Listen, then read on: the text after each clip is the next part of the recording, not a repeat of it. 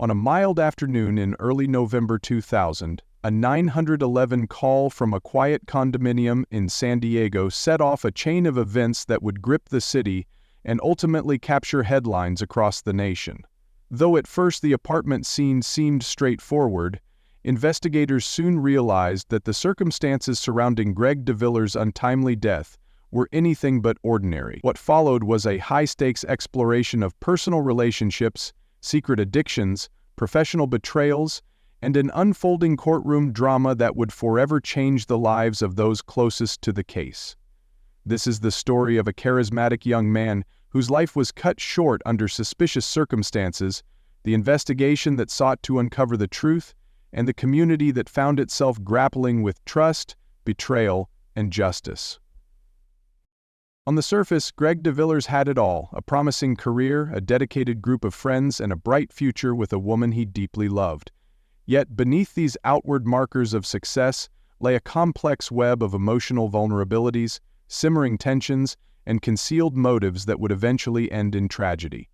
The details that emerged raised difficult questions about how well we really know the people we love, and how quickly the facade of a seemingly happy relationship can crumble under the weight of hidden secrets. Set against the backdrop of San Diego's picturesque beaches, booming biotech industries, and welcoming neighborhoods, the events leading up to Greg's death illustrate the delicate balance between professional integrity and personal chaos.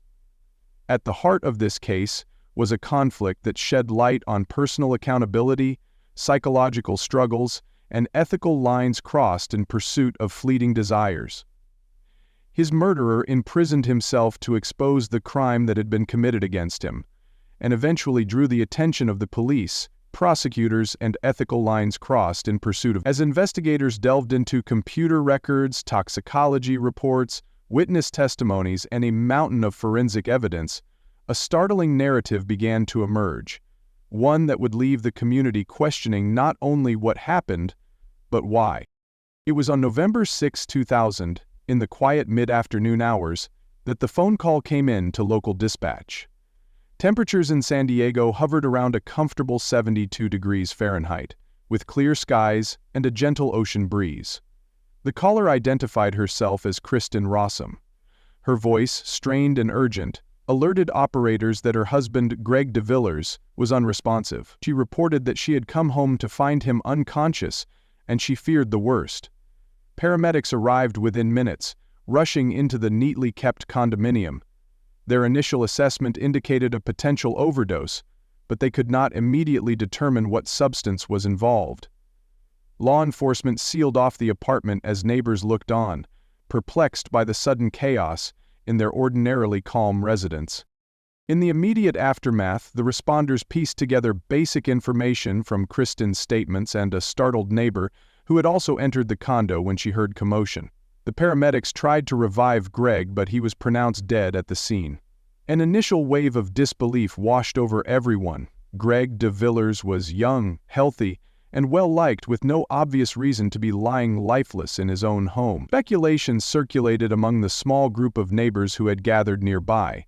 Many recalled the couple as friendly and successful. Neither seemed the sort to be embroiled in anything dangerous or self-destructive. San Diego Police Department officers respectfully cordoned off the area, ensuring the hallway, front door, and immediate living room were off-limits to anyone not directly involved in the investigation.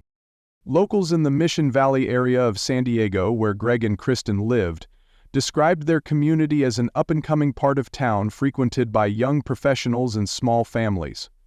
Known for its outdoor shopping centers, blossoming tech scene, and proximity to the beach, Mission Valley was generally considered safe, though the city itself, like any major urban area, had seen its share of crime, violent incidents, or suspicious deaths. In this particular neighborhood were infrequent. The last high-profile case in Mission Valley involved a simple burglary at a local electronics store, which barely made the evening news. A sense of normalcy had been the status quo, with new apartments and condos springing up regularly, and a growing population eager to enjoy all that San Diego had to offer. That sense of confidence, however, would soon be shaken by the details of Greg de Villers' sudden demise, and the chance to press charges against a criminal mastermind in the area for some years.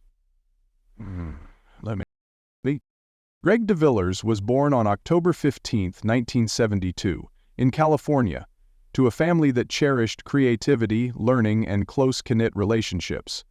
He stood around 5 feet 10 inches, weighing roughly 160 pounds, with a slender build that came from his love of outdoor activities.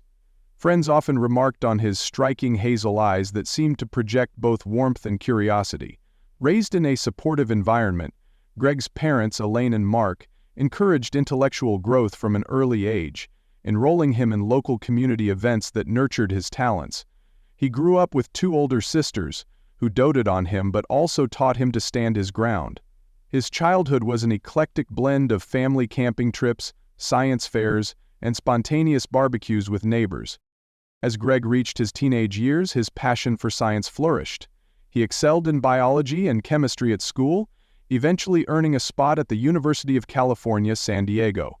There, he dove deeper into the fields of pharmacology and biochemistry, briefly considering going into research before branching out into the private sector. His thirst for knowledge led him to a position at a local biotech firm, a role he approached with a sense of purpose and a genuine desire to make a positive impact on the world of medicine. Co-workers described him as diligent, meticulous, and brimming with ideas, someone who considered his work more than just a paycheck. Beyond his professional goals, Greg hoped to someday start his own biotech venture. He dreamed of focusing on cutting-edge medical technology that could revolutionize the way certain diseases are treated. In social circles, he was known to mention big plans and lofty ambitions, but he remained humble, aware that each step required patience and resilience.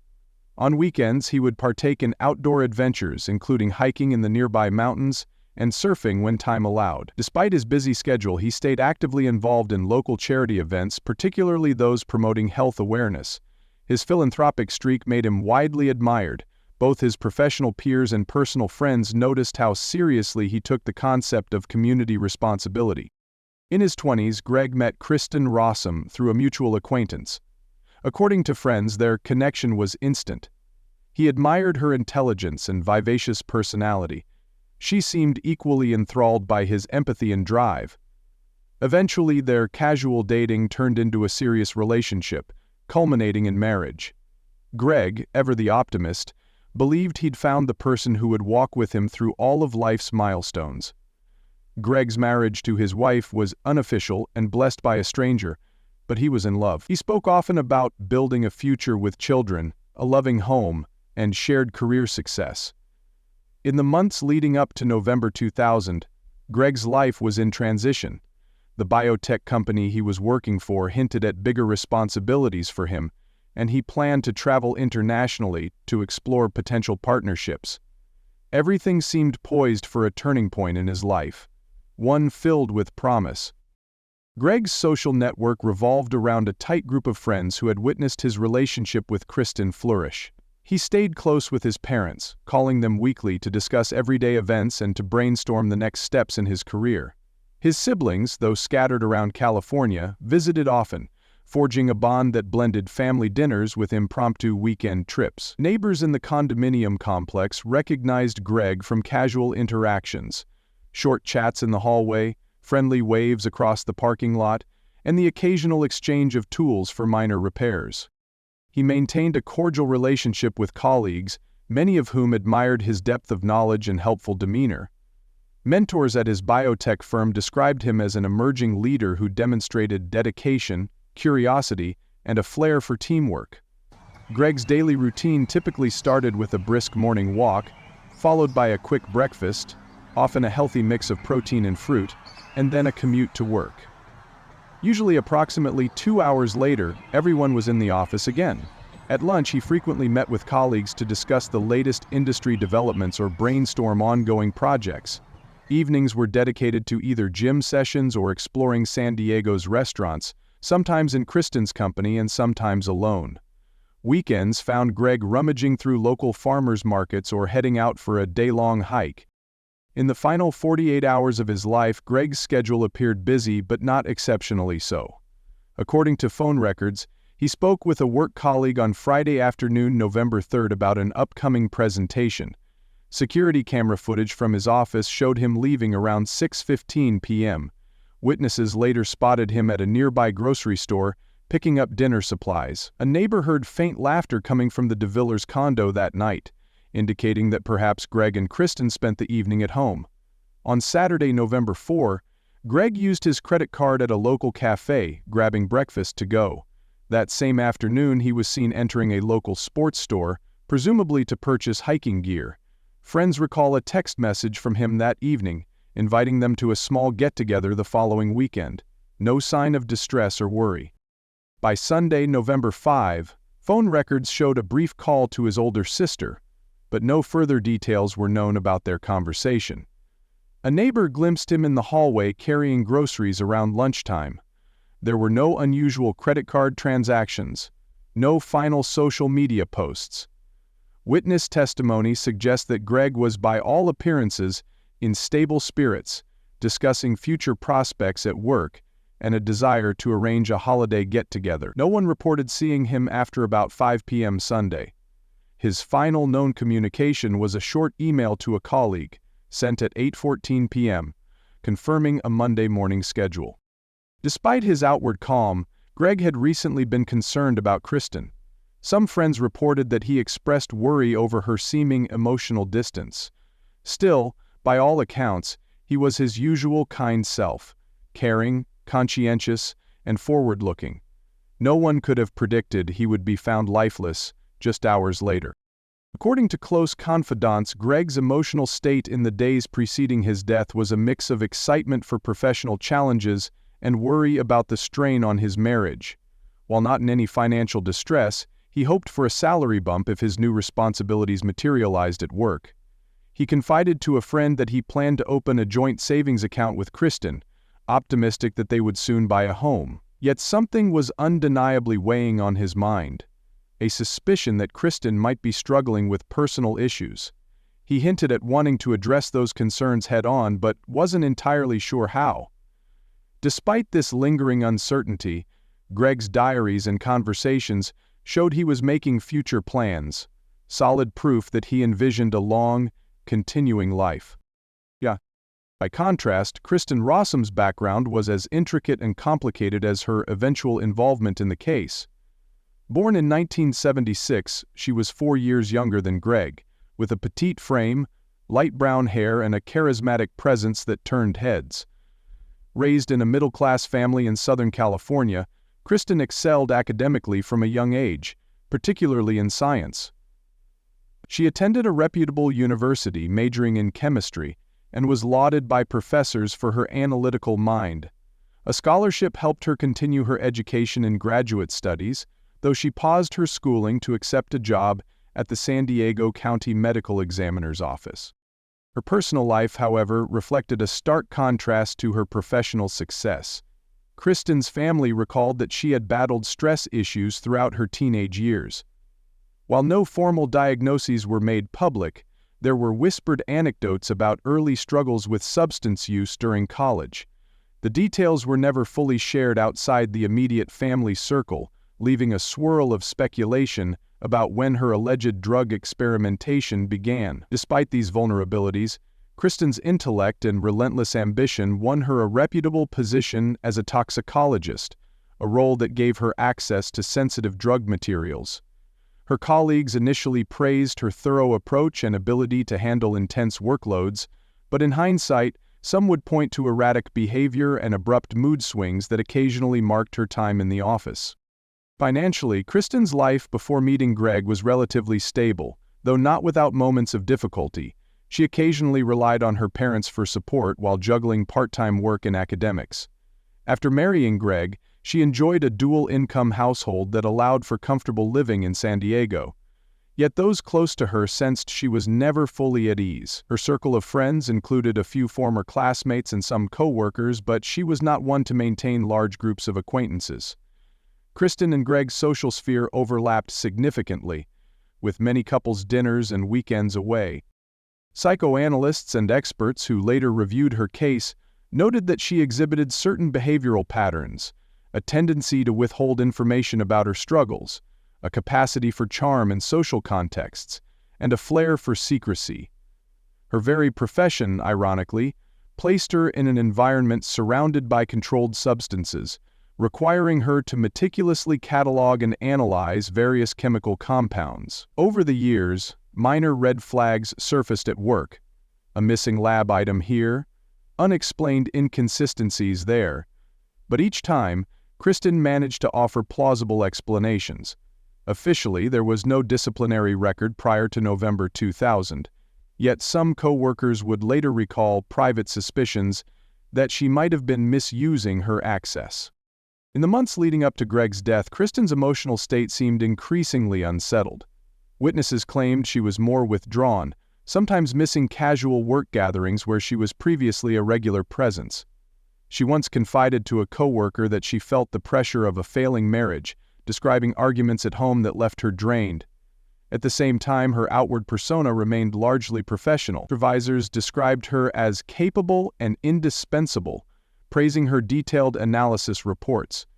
Kristin's dual roles, loving wife in a seemingly happy marriage and a dedicated scientist with a bright career, appeared to conflict behind closed doors, leaving her isolated. As investigators later discovered, Kristin's journey toward criminal culpability involved a web of hidden relationships and mounting drug misuse. Some evidence pointed to an affair with a colleague at the medical examiner's office, fueling speculation about motive and method. Colleagues reported seeing the two share coffee breaks, occasionally whispering in corners, though most dismissed it as typical workplace camaraderie at the time. The turning point seemed to revolve around whether Greg had discovered or was close to discovering secrets that threatened Kristin's carefully curated life. Psychological assessments after her arrest presented a picture of a woman who had learned to compartmentalize. She displayed an almost clinical detachment when discussing specifics of the case. Experts suggested that unresolved past issues, possibly linked to her adolescence or hidden addictions, had warped her decision-making process.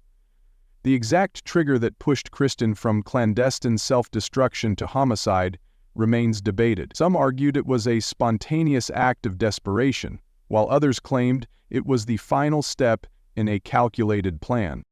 In the social realm, Kristin exuded confidence. She dressed elegantly, spoke with authority in professional settings, and was known to engage her superiors in technical debates about toxicology procedures.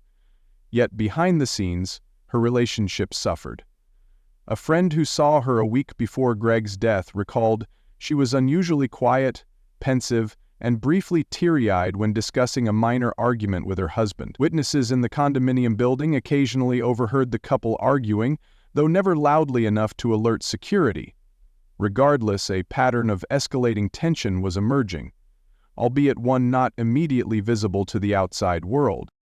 Observers who later reviewed the case found clues that suggested Kristin had begun laying the groundwork for crime.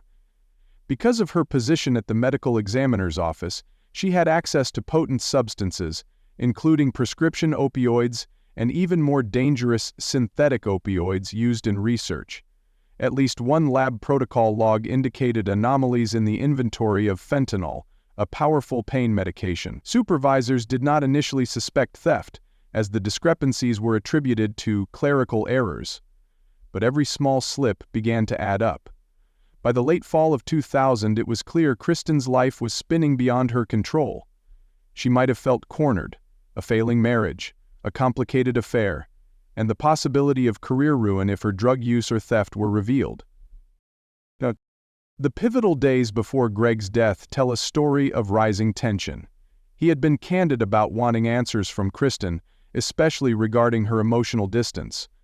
Friends later disclosed that Greg mentioned confronting her about suspicious behavior, possibly related to drug use.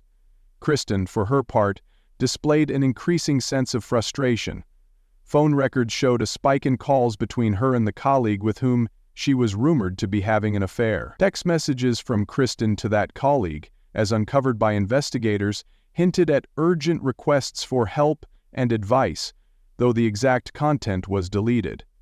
Credit card statements showed unexplained cash withdrawals on Kristin's account, fueling theories that she may have been purchasing drugs outside her official capacity at work.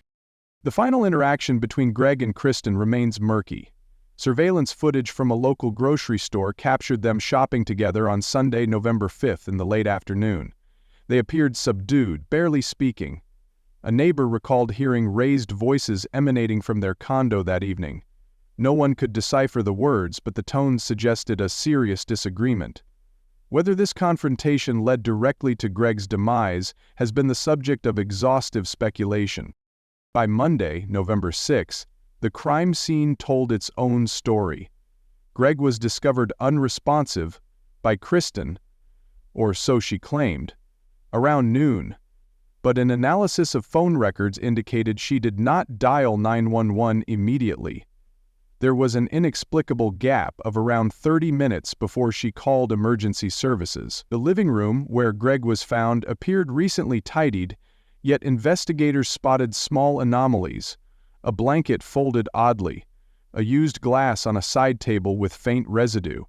The windows were partially open, letting in the mild autumn air, and the overhead lights were off despite the cloudy midday gloom. Kristin's statement painted a picture of a distraught wife, returning from a brief errand to find her husband motionless. She insisted she tried to wake him, panicked, and eventually phoned 911. Neighbors later recalled hearing nothing out of the ordinary until paramedics arrived. The earliest responders discovered Greg on the couch, with no overt signs of injury. The scene had no immediate evidence of violent struggle. A small container of prescription medication was found on a nearby coffee table. Kristin suggested Greg had been depressed and could have overdosed.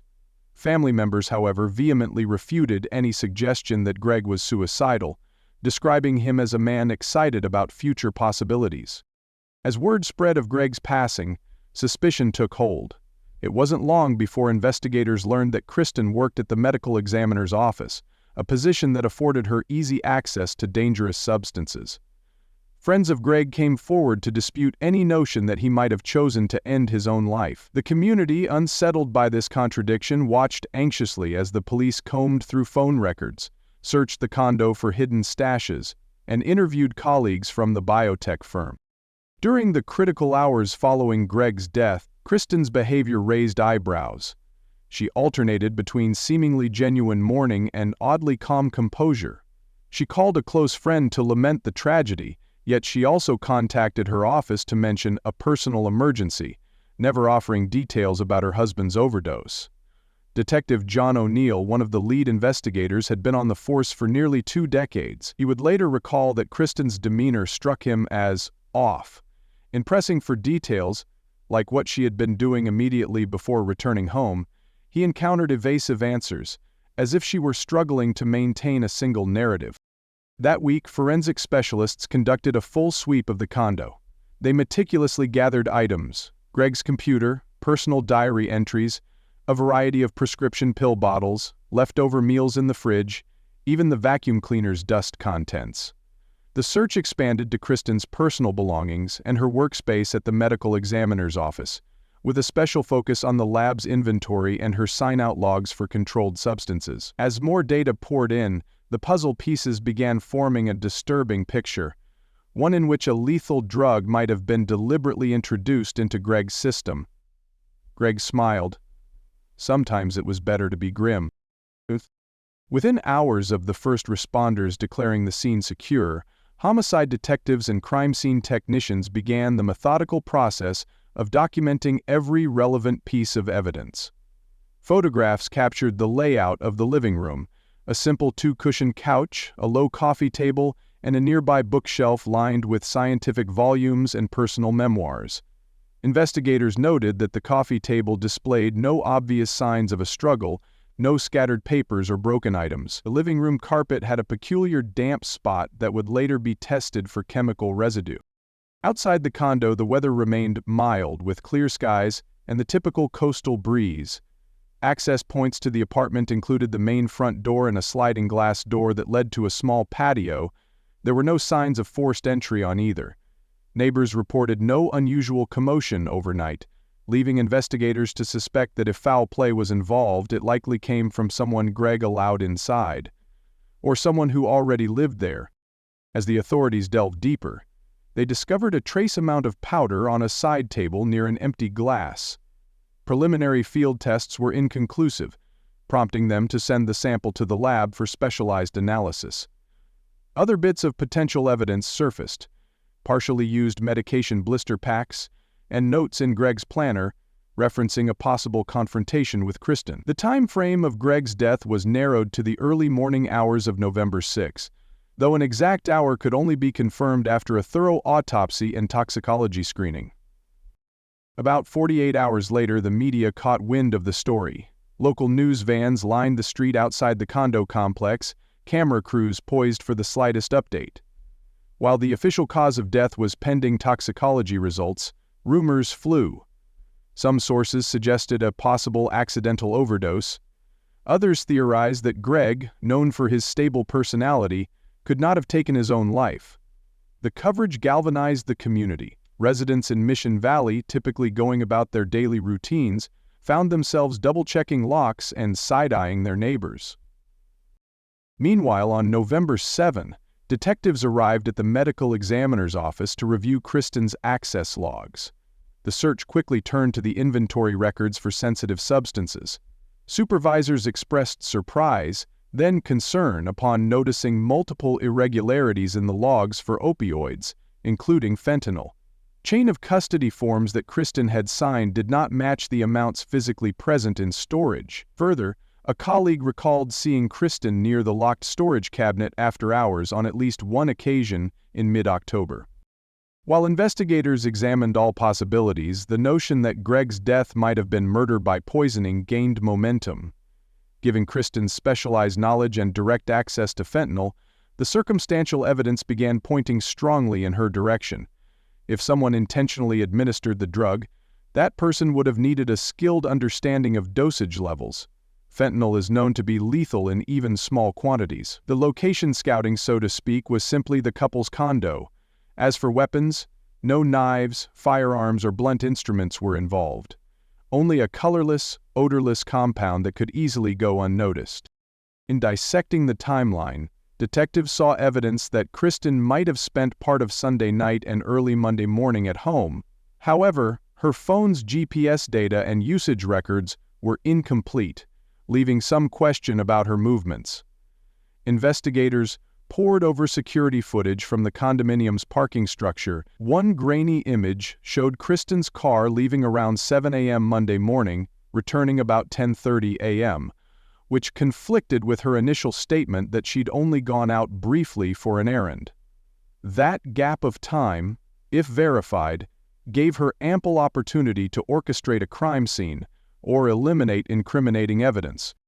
As the days progressed, the official cause of death started to crystallize. Toxicology reports revealed a high concentration of fentanyl in Gregg's system, far beyond any therapeutic level. This, combined with accounts of tension in the marriage, unexplained inventory discrepancies, and suspicious calls between Kristin and another colleague, compelled law enforcement to turn the focus squarely onto her. Yet the narrative of homicide did not congeal neatly without additional proof. Detectives needed to substantiate how the poison was delivered, what immediate steps were taken afterward, and whether the entire sequence was premeditated or a spur-of-the-moment decision gone horribly wrong. And so began an exhaustive search for an evidence trail. Investigators seized Kristin's personal computer, searching for any digital footprint, emails, online pharmacy orders, chat logs, or internet searches that might confirm an intent to commit murder.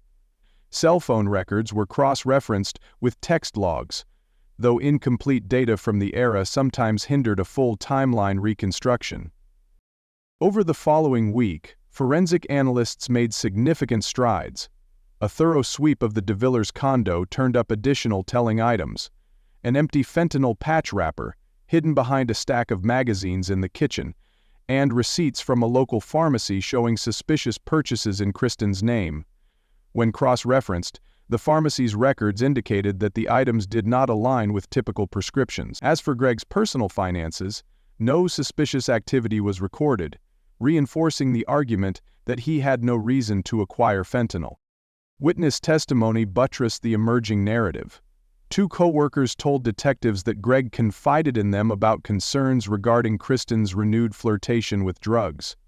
Another neighbor came forward, recalling a tense exchange in the Villers condo hallway just a few days prior, in which Greg apparently sounded exasperated and Kristin hurried past without speaking. Slowly, methodically, the case was building.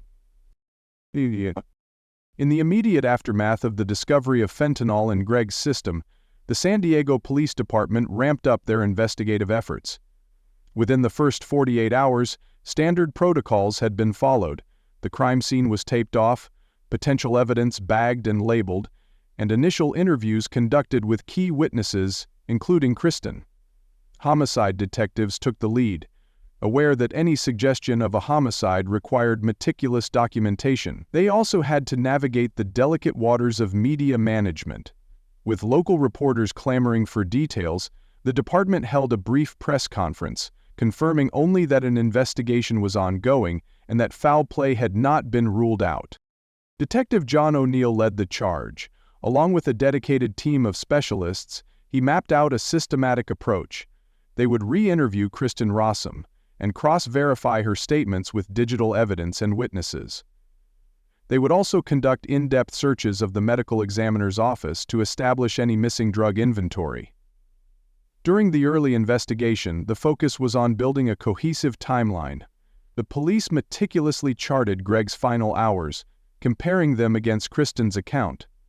Where Kristin's story conflicted with known facts, such as the parking garage footage showing her car gone for more than 3 hours, the team dug deeper, seeking potential alibi fabrications. The media was a double-edged sword. On one hand, coverage alerted potential witnesses who might have otherwise overlooked vital clues. On the other, sensational headlines risked swaying public opinion and potential jurors. Investigators attempted to balance the need for information with the requirement to protect the integrity of the case. They scheduled witness interviews, carefully orchestrated so that each person would be questioned in a neutral environment, ideally without having consumed too much public speculation. One of the earliest breakthroughs came when the forensic lab confirmed that the powdery residue found in the condo matched pharmaceutical-grade fentanyl. Coupled with the toxicology results from Greg's autopsy, it was clear that an extreme dose of fentanyl had caused his death. This effectively refuted any notion of a mere over-the-counter medication mishap. The evidence now firmly hinted at a deliberate act, though the specific logistics, how the drug was administered, for example, remained to be proven. Over the next several days, an extensive forensic analysis was conducted. Investigators retrieved partial fingerprints on the glass found near Greg's body. Notably, they were Kristin's prints. While that by itself could be explained, she lived there after all, context mattered.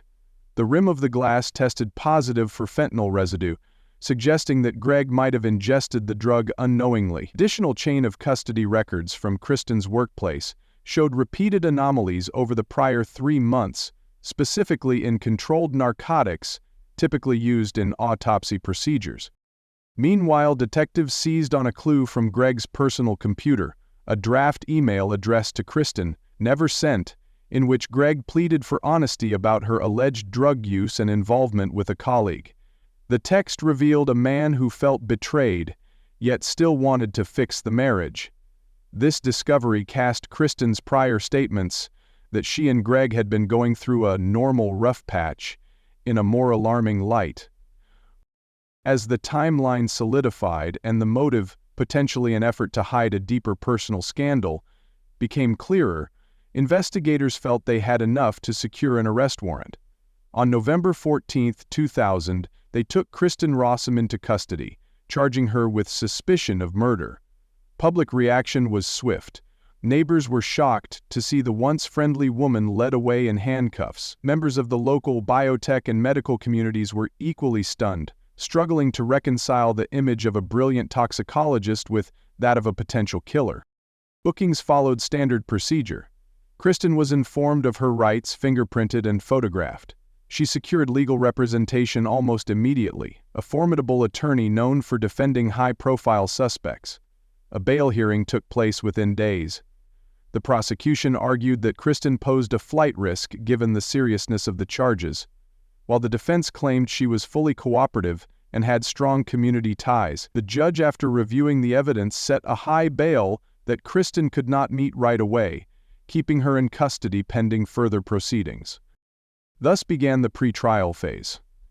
Motions were filed by the defense, challenging the admissibility of certain forensic evidence, particularly the chain of custody records from Kristin's workplace. The prosecutor, Assistant District Attorney Darlene White, insisted that the data was both relevant and crucial in establishing Kristin's direct access to fentanyl.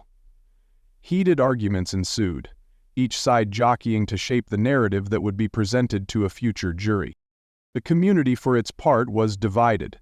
Some believed passionately that Kristin had to be guilty, pointing to her suspicious behavior and her specialized knowledge of lethal substances. Others cautioned against a rush to judgment, noting that stress and fear might explain her odd conduct, and that any consistent pattern of wrongdoing was still an open question. Family and friends of Greg de Villers were vocal in their demand for justice, describing Greg as a loving, trustworthy man who deserved a thorough and fair trial for his alleged killer. Crain's journalist Michael Glazer reported that Greg de Villers received no public recognition. When it came time for the actual trial, the prosecution laid out a clear, methodical case. In opening statements, ADA White described a marriage in crisis, an addiction that threatened Kristin's career, and a high-stakes cover-up culminating in murder. Evidence was presented in a chronological manner. First, the timeline of Greg's last known activities. Next, the suspicious inventory logs at the medical examiner's office. And finally, the damning toxicology results. The state also introduced witness testimony, co-workers, friends, and neighbors who spoke to the couple's relationship and Kristin's potential motives. Central to the prosecution's argument was the concept of opportunity. As a toxicologist, Kristin not only had the technical ability to handle and understand fentanyl, she had unsupervised access to it. Prosecutors suggested she concealed the lethal drug in a glass or spiked Greg's food, giving him no chance to resist. They argued that the subdued nature of the crime scene showed a deliberate plan to mask any foul play, perhaps even staging an overdose scenario. Motive was framed as twofold: freedom from an unhappy marriage and the desire to keep her affair and possible substance theft under wraps. One of the most compelling testimonies came from a colleague who broke down on the stand, recalling how Kristin once confided that she felt trapped in her marriage.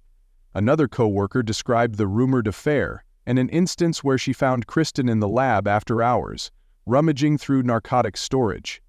The prosecution then introduced email fragments, phone logs, and the suspicious timeline on November 6th, particularly the 30-minute delay in calling 911. For many observers, the picture seemed unequivocal: a carefully orchestrated poisoning. The defense, led by a seasoned attorney named Robert Millard, took a different tack. In opening statement, Millard painted Greg as severely depressed, referencing arguments the couple allegedly had about finances and personal matters. The defense argued that Greg, distraught, might have taken the fentanyl himself. They questioned whether the chain of custody records at the medical examiner's office were truly accurate, alleging the environment was chaotic and that other employees too had access. Millard also suggested that the presence of Kristin's fingerprints on the glass could be explained by routine household use, not necessarily by a sinister act.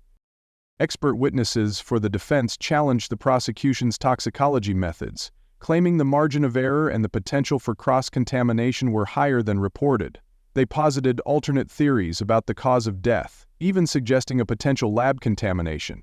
To further sow doubt, they pointed out the lack of direct eyewitnesses to the alleged poisoning. Circumstantial evidence, Millard repeated, does not equal proof beyond a reasonable doubt. Both sides hammered home their arguments in closing statements. The prosecution underscored the totality of evidence: the suspicious digital footprint, the missing fentanyl, the unraveling marriage, and inconsistencies in Kristin's testimony. The defense harped on the principle of reasonable doubt, urging the jury to consider that not every piece of evidence had been definitively tied to Kristin. In the end, the jury's task was to weigh the emotional pleas, the scientific data, and the credibility of each witness's testimony. After several days of deliberation, the jury returned a guilty verdict. Kristin Rossum stood before the court, stoic, yet visibly distressed, as the decision was read. She was convicted of murder in the first degree, the ruling reflecting both premeditation and her specialized knowledge as a toxicologist. The judge handed down a severe sentence, life in prison, without the possibility of parole, citing the aggravating factor that Kristin had exploited her professional position to commit the crime. News of the verdict reverberated through San Diego and beyond. In the immediate aftermath, the Mission Valley community felt a collective unease. A tragedy had occurred in their midst, showcasing that even in seemingly tranquil neighborhoods, dark secrets could lurk. Local residents attended candlelight vigils in Greg's honor, and friends organized memorial services to celebrate his life. Some who attended these gatherings spoke openly of heightened vigilance, while others launched small advocacy campaigns urging better oversight of controlled substances in medical environments. For Greg's family, the impact was profound. They bore not only the heartbreak of losing a loved one, but also the trauma of public scrutiny. In interviews, they expressed gratitude for the thorough investigation, thankful that the system had held someone accountable. They funded scholarship programs in Greg's name, focusing on young people interested in pursuing biotech careers, hoping to preserve his passion for scientific progress. Media outlets gave them space to share memories of Greg, his warmth, his intellect, his philanthropic spirit, providing a counter-narrative to the sensational details of the trial. Kristin's family faced their own ordeal. While they supported her through the legal process, they were thrust into an unwelcome spotlight. Journalists sought every angle, from her childhood background to her rumored substance abuse. Ultimately, the Rossum family kept a low profile, issuing only a brief statement urging respect for privacy. Though some supporters maintained Kristin's innocence, contending that the evidence was circumstantial and that the media painted her as a villain, the courts had spoken. In the wake of the case, local lawmakers and medical administrators took note.